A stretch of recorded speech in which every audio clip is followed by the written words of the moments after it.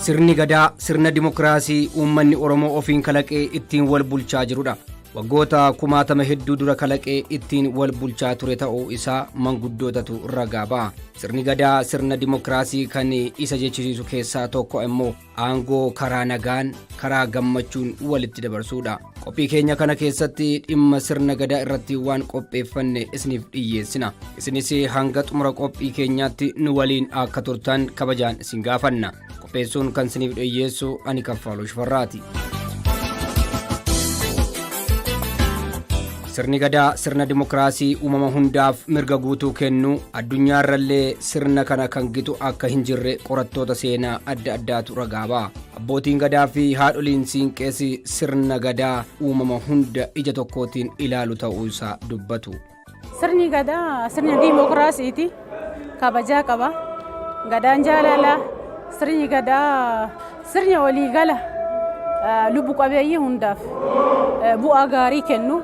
Sirni gadaa malkaaf tulluuf lafaaf gaaraaf nama qofa odoon ta'an uumama hundaaf sirna mirga eeguu. Jilli gadaa Gujii Oromoo Gujiidha. Baalli itti wal jijjiiratu. Sirna dimokiraasii yookiinis akka jecha afaan Oromootti ilaafilaamee jecha jedhamu. Walqixaa quxummee jetti Oromoon. Walqixaa quxummee jechuun ilaafilaamee kan namni itti walqixaa dimokiraasii kan jarri juun kana jechuudha. Isii tana agarsiisuuf mirkanii gadaarraa dimokiraasiin dhufuun isii akka afaan baraneetti dimokiraasii akka afaan Oromoo walqixaa quxummee yookiin ilaafilaamee jedhamu san dhugaa ta'uusaa Oromoo irraa fuudhamuu ta'uusaa rakkoo takkaan alatti gadaa isaa hogga fixate akkatti walirraa fuudhu Oromoon osoo fuula walitti hin guurre wal eebbisee aananii fi deemma biifee akkana siyaa mi'eessu bakka tiyya siyaa dabarsu siyaa caalchisu Oromoo addan baafe lafatee keessa kan jiru bineensallee adda kan baafe. Jee bisaa jechuun abbaan gadaa kaaniif dabarsu jechuudha. Wanni adda irraa barannee jennee abbootii gadaa Gujii irraa kaleessa immoo sirkooman dollee akkuma isaanii kana baallii walii dabarsaa ture abbaa kiyya irratti gizee an dhagahu baallii walii dabarsanii walii kennanii waggaa 8 ture. Adda immoo Oromoon hin badeen jedhu laafee jira ciisee jira jedha. Maaltu ciibsee hojjanna armaan duratti Oromoo sirna Oromootii miti Oromooyyuu akka dhabamtu godhaa turanii dhiibbaa adda addaatitu jira. Bonkoo irraa mulqanii wayaa irraa mulqanii Oromoo akka seenaa fi aadaa ofii hin godhanne godhaa turanii. Adda immoo hayyoonni qabnu abbootiin teenna abbootiin gadaa Gujii fi Booranaa qabanii asiin nu gayanii adda miidiyaa adda addaatiin ilaalaa jirra. Sirni gadaadha. Sirna faayaa. Sirna sabaa fi sablammiin itti buluu. Sirna walqixxummaati. Sirna nama addaan hin baafne namni nama ta'uun amanee itti deemee mukaafillee bakka qabu beeladaafillee bakka qabu waan ta'eef Oromoo bira darbee addunyaafillee hin ta'a jennee yaadna akka keenyatti. Sirni gadaa jechuun waa aadaatii waa ittiin bulanuu ilma ittiin bulchanii intalaan bulchanii nagaa eessisaa sirni gadaa waan nagaarraa hojjataa sirni gadaa muka muranuu lafa ardaa muka guddaan muranuu gaaddisaa sirna namaa bulchu sirni gadaa.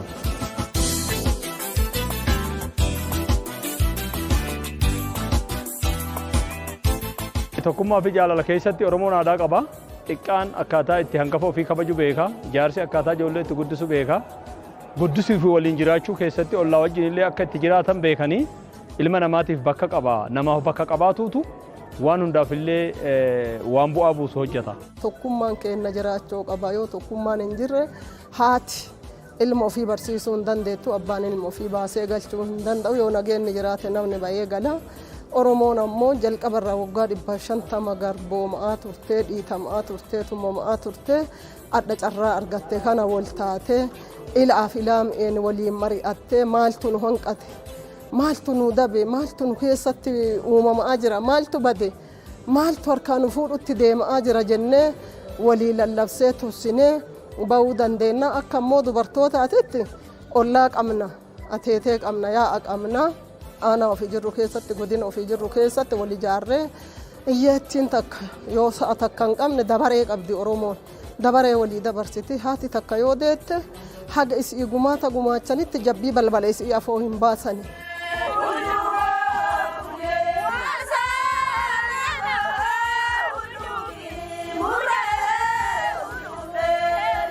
tokkummaan sirna gadaa keessatti waa hunda caalaa sirni gadaa wanni inni jabeessu nageenya jabeessa jaalala jabeessa tokkummaa jabeessaa jechuudha. Waa sadeen kan adda baasuu hin dandeessu jechuudha.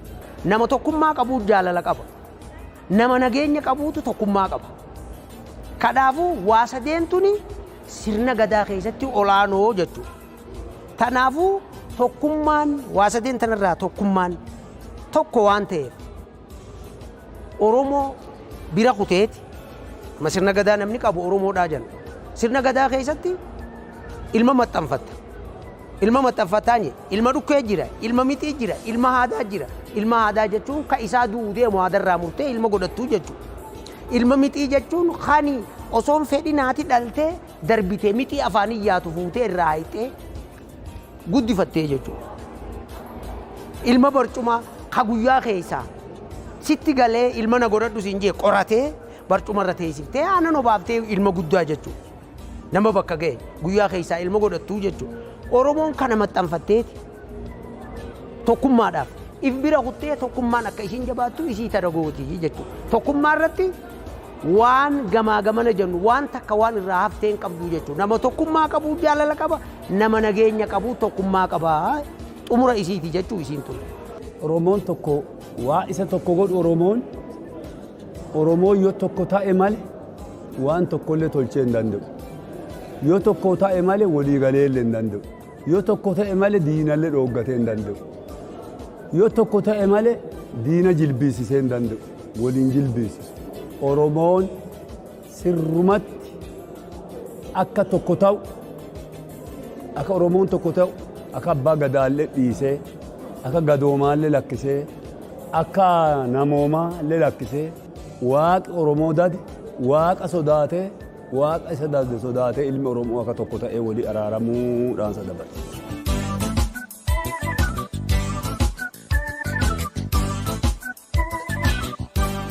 Nu haga dandeenyeen nagaa ollaa keenyatti illee mana keenyatti illee kodhabe araarsuun ka waliin mufate waliin sobnee walitti fiduuni dalagaatuma irra asirra illee darbinee Oromiyaa keessa illee deemnee haga Tigraay illee deemtee hawwatiin siinqee hundi isaaniitu deemanii haga Jijjigaa bakka rakkinni jiru hundaa deemamee irratti dalagamaa ture araara buusaa turanii hawwatiin siinqee hundi ammallee wanni hanqatu yoo jiraate bakki dhimmi nu laallatu hin deemna duubatti hin deebinu haga aarsaa lubbuu keenyaa nagaa keenyaaf biyya teenyaaf kennuu qabaanna. Sirni gadaa kunillee sirma namni nagaan ittiin bobba'ee galu waan ta'eef jaarsarraa illee waa baradhaadha.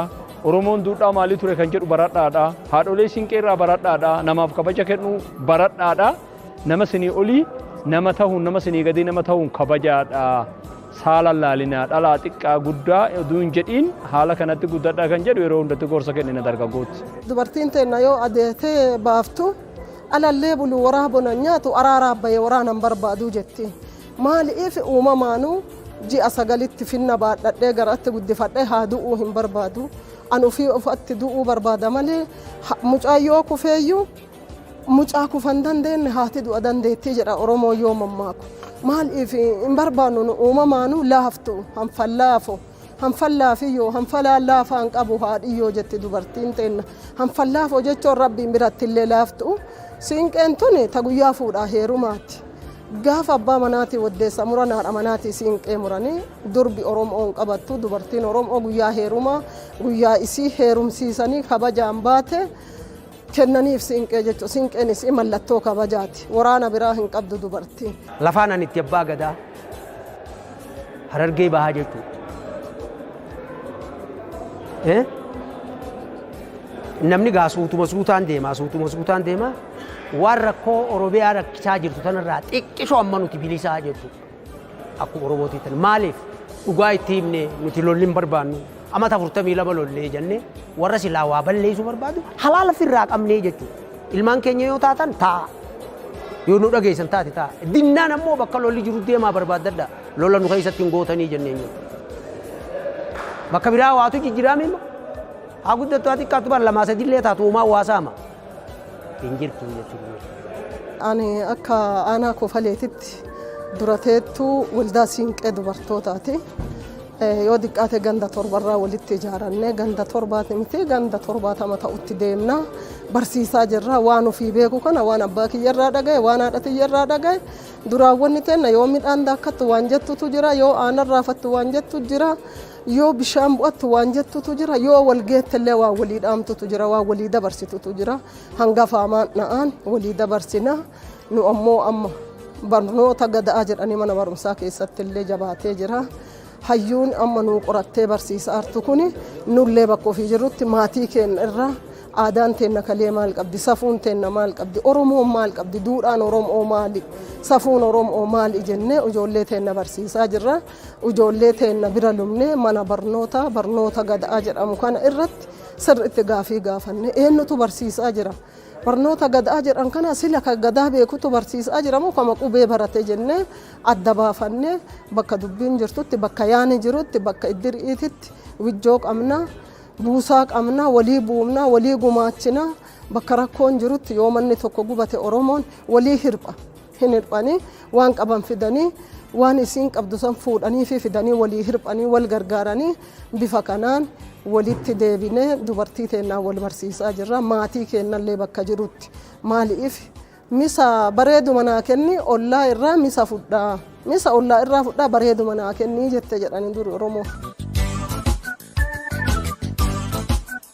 Mari'atanii malee maraatanii biyya hin bulchan jedha Oromoon. Akkasumas mari'ataan gowwaa hin qabu jechuudhaan mariin baay'ee murteessaa ta'uu isaa ibsa Oromoon. Maarree egaa mariin biyyaalessaa biyyi keenya jalqabdeettu akka milkaa'uufillee sirni gadaa gahee olaanaa qabaa jedhu abbootiin gadaa fi haadholiin siinqee. Marii biyyoolessaa hoggoo godhamu nama biyyaaf ta'u namni hundi wal beeka na dhagaye namni hundi wal beeka. Eenyuun nagaya barbaada eenyuun nagaya uumuu barbaada eenyuun nagaya bocoluu barbaada akkuma namni lafaa ka'ee maratee marii biyyoolessaa jedhamee waan hin taane bocoluun hin ta'u naannoo hundarraa ka dhufu marii biyyoolessaa jechuun marii biyyoolessaa namni biyya wajjin qabu nagaya biyyaa uumuuf jecha wal mari'atu qaba walitti dhufuu qaba dhugaa walitti himuu qaba dhugaa san irratti hundaa'ee wal bulchuu danda'uu qaba marii biyyoolessaa jechuun akkanumatti bakka harkanii fuudhaniitii miti seera gadaa keessatti ciniinti eenyuun naa ta'a eenyuun natti ta'a adda baafachuu danda'u qabu namni beelayne jee marrimaan dheedhiin nyaatu jetti Oromoon waan nagaya nuun finne ta nagaya fakkaattu nagayaaf deemtu fakkaattu fitti dhaquun qabnu namuu sadarkaa isaatiin taa'uu danda'u qaba marii biyyoolessaa namni biyyaa dhimmu namni hundi biyyaan dhumu si fakkaatee biyya diigaa jechuudha. Akka biyyaatti sabaa sablammii nuti qooda fudhattee dhugaa walii himuudhaan waan murteeffatte san naqabuu danda'uu qabdi. Mariin biyyoolessaa ana naqabuu danda'uu qabdi. Mariin nuti mari'anne dhugaa natti himtee ana naqabuu danda'uu qabdi. Namni ati deemtuuf yoo kan nuu taa'u taate taa'uu si naamusa keetiin guyyaa waan kana dhabde waliin bakka takkaa kaana jechuu qaba mariin biyyoolessaa. Akka dhufee walitti buna hojii dhugee nyaata hojii nyaate ka'ee marii mari'annee jee deemuu miti dhugaa walii himuu danda'u qaba wareegamaas kafaluu qaba. Namni tokko waan tokko milkeessuu hin danda'u walii yoo ta'e marii waliinii waliin je'ama waliin mari'atuun waliinii waliin haasa'uun waliinii nagaha buusuufis dinagdee buusuufis biyya guddisuu keessattis jalqaba inni nagaha nageenyi yoo jiraate nageenyi hangafa waan hundaati yoo nageenyi jiraate salaanni jiraata. Ka beeta kiristaan dhaqoo nageenyi jiraate dhaqa ka daldalatee galu ka qotatee nyaatu yoo nageenyi jiraate deema kan waliinii ka jedhamu hundi namni xiqqaa guddaadhaan sammuu isaa keessatti nagaha yaaduudha nagaha yaaduun ammoo namni tokko qaama ofiitti araaramuu jechuun akkami rakkoo namatti hin uumuu nama kana wajjin nagaha nan bulee galaa baruu qabaadha kana walitti kan waliinii kan jennu nageenyi kan hunda keenyaa ta'uu qabaa. Oromiyaan nagaa qabaatee ollaan dabuubiyoo nagaa qabaatuu dhabe amaarriyoo nagaa qabaatuu dhabe Oromiyaan qofti nageenya Oromiyaan qofti gahaa mihi qabeenyi waliinii kan jennu nagaha nageenyi qabeenya waliinii keenyaan hin jaan. Marii biyyoolessaa milkeessuu keessatti walitti dhufne nuti biyya keenyatti yookaan akka ganda keenyaatti kana hojjetaa jirra isinillee kana hojjedhaadha fakkeenya haa ta'u jennee warra ollaa keessaa waan gaarii hojjetee biyya tasgabbii qabdu hundi keenyallee akkasitti akka ollaa kanaatti tasgabbii hojjetuu qabnannee jaarsolee biyyaa dargaggoo biyyaatti wajjinillee yeroo hedduu marii gaggeessinee jirra fuula duraafillee marii gaggeessinaa jechuudha. Nu bira darbee akka Itoophiyaa guutuuf ta'u nageenyi keenya kun. Marii biyyaalessaa jedhan biyyaalessaa uummata Oromoo saba Oromoo waliin bulu ta'een kama mufatee badda abbayii ala jiru ta'eel marii kana keessatti dhaansa adaraa itti dabarsaa tureera ani kadhataa tureera waaqa lafa sodaadhaadhe miidiyaaleen dabarsee qaamalleen kaambii ijoollee ala jirtuu salli deemee kadhadheera gisee 3-4 waaqa sodaadhe kadhadheera adhalli seenaan borullee ta'u Oromoon tokko ta'u malee homaan bahu won danda'u rabbii fiituu kadhatee dhaggatu yoo tokko hin ta'ini waaqaayyuu yoo kadhate yoo tokko ta'ee kadhate malee namni tokkochi baay'ee kadhatee hin danda'u Oromoo akka tokko ta'u dhaansa dabarsa. Sirni gadaa sirna uumama hundaa ija tokkootiin ilaaluudha. Sirna gadaa keessatti wanti qofaa raawwatamu hin jiru. Kunis sirni gadaa sirna waliinii ta'uu isaa ibsa. Sirni gadaa sirna Oromoota qofaaf tolu osoo hin taane sirna sabaa fi sablammoota hammatu akkasumas sirna biyyoota ollaa waliin illee waan qaban akkamitiin akka walii fi qooduun waliin jiraatan barsiisuu fi bu'uura ta'e waan ta'eef iyyuu kan yeroo ammaa biyyi keenya karra galaanaa Somaaliilaandii waliidhaan walii galtes akkaataadhuma sirni gadaa ajajuun waan ta'eef milkaa'ina isaafillee tumsa guddaa goonaa jedhuun abbootiin gadaa fi haadholiin siinqee. Biyyi hulaa galaanaa hin qabne guddachuu hin danda'u waan ta'eef nutis tumsa nurraatii barbaachisu bahuu qabnaan dhaamu. Kun immoo kan jennu Somaaliilaandii waan nurraa barbaaddu qabdiin kenninaafi nu immoo waan irraa barbaadnu kaala galaanaa irraa fudhanna. Kunillee waloo waliinii ka jedhamu sanis tunillee kana hiika jechuudha. Waan nurraa barbaadduun fudhatti kan ishiirraa barbaadnuun fudhanna guddinaa fi nagaa tasgabbii biyyaa keessatti kunillee kan dhufu maali? Somaaliilaandiin dubbii nageenyi jiruuf walitti dhihaatamee waa wal kennaa wal harkaa fuudhaa kan godhameef kanaafimi utuu nageenyi hin jiraatin hin ta'u. Hangafni waan hundaa nagaa waliigaltee hunda keessatti dubbatuuf dursa nagaa diriiruu qaba. Baada nageenyi diriiree haala kamiin bullee oolla ka jedhamu itti deema malee waa'ee nagaa oduun tasgabboonne waan tokko dubbatuun hin danda'amu. Ani akka abbaa gadaa tokkootti nagaa handhaamaa hundinuu xiqqaa guddaa nagaa labsuu qaban jedha. Karra galaanaa tajaamtu tana wahuma ta'uu qabuusi. Waan waliin qaban take in the give or give in the take jetti faranjiin. Kanni fudhadhu waan irra walii galte sana. Kanni fudhadhu. Tarra waliin gallee mari'an mataa kiyya hinjuu sirni gadaa waan qabnu waliin qabnaa namni tokko kophuun qabu bar waliin qabaachuu fi ka walitti hin aarre aananii fi deema wal obaafne rabbi siyaamee isu jennee deemaa fi aanan namatti facaafne gadaan gadatti facaasee kannaa baraangoo waan waliin qabnuuf waan waloo malee waan dhuunfaatii bibar waan walooti amma yoo mana kiyya nyaanni jiraate yoo mana kiyya midhaan jiraate ati ollaan kiyya bar bimbeeloytu sirna gadaa keessatti jiru ibidda arfatanii laal baadiyyaa warri abaluu sun maali achi beeti abbaan gadaa laala jechuudha. Mana kamiitu ibidda arfatini ganama ammanaa ba'ee laala tulluu irra ba'ee mana kamiitu ibidda arfatiin jee lakkaa'ee gaajeetti galee mee gandana dhaqee warra ibidda arfatiin san mee gandana mee nyafatara nukkannaa bara abbaa gadaati mee fatara nukkannaa yaa abbaa abaluu abbaa gadaa keenya barjoollee waan nyaattu hin qabdu hin qabdanii hin himatan akkasit dhaqee abbaan gadaa ummata ifi ganda keessa jiru dhaqee midhaan boollaa ta'uu manaa ta'uu baasee kannaafi jechuudha. Oromoon wahuma mataa ifiitti qabdu wannummaan itti diinni nu miidhe wannummaan itti diinni nu miidhe wanni nu geenye hundi itti nu miidhe isii tadaabar waan waloo malee waan dhuunfaan beenu uumamaan midhaan galfate Oromoon akkasitti nama dhaqee itti himanne abbaan gadaa heerri gadaa nama dhaqee itti himanne dhaqee akkasitti laalee isiisan kannee fi jiraachisaa jechuudha. Waan walooti. Aadummaa Oromootu yoo saawwan loolle horatti kiyyan jedhan keenya jedhan wanni sun kan kootiin jedha keenya jedhan birriillee horattu keenya jettaa wanna mara keenya jettaa Oromoo abbaan gadaa kan nama tokkooti gosa an ka gujiiti amma an gujiiti moti kan nama waaqi rabbi dadee duudii abbaa gadaati namni duudiin kenna jenna malee nu kiyya jedhuun beekne. Sirni gadaa sirna dimokiraasii dhugaa ta'uu isaa wantoonni hedduun jiraatan iyyuu kana keessaa tokko kan ta'e baalli karaa nagaan waliif dabarsuudha. sirna walarkaa fuudhinsa baallii gadaa gujii ardaa jilaa mi'ee bokkootti guraan ala 13 bara 2016 adeemsifamuu fi qophiin jilaa hundi xumuramaa jira. Gammachuun kenna ka gaafa sanii gaafa fudhadhu gammadeerra kana irra naadaansa kanaaf wal caale gaafa fudhadhu immoo aangoo abbaa gadaa naan jedhiisa san callaaf gammade eegirra immoo bulchiisaaf na rakkise asi taree achi taree haga Tigray meqelee deemee biyya tana duudii zuuraa lafa nageenni bade duudii deemee na rakkise immoo gammadii gaafsanii ka amma immoo waan forfadhuuf waan nagaa eebbisanii mana ta'uu ka ammaatti irra gammadii guddaan na dhage.